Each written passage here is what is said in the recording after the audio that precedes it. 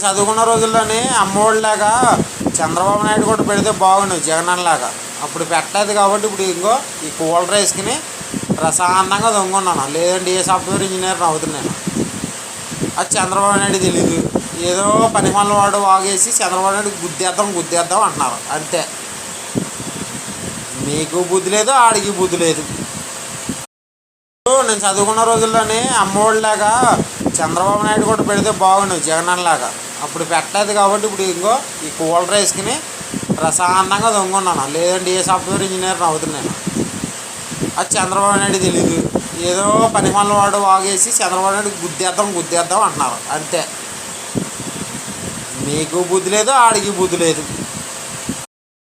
నేను చదువుకున్న రోజుల్లోనే అమ్మఒడిలాగా చంద్రబాబు నాయుడు కూడా పెడితే బాగుండు జగనన్నలాగా.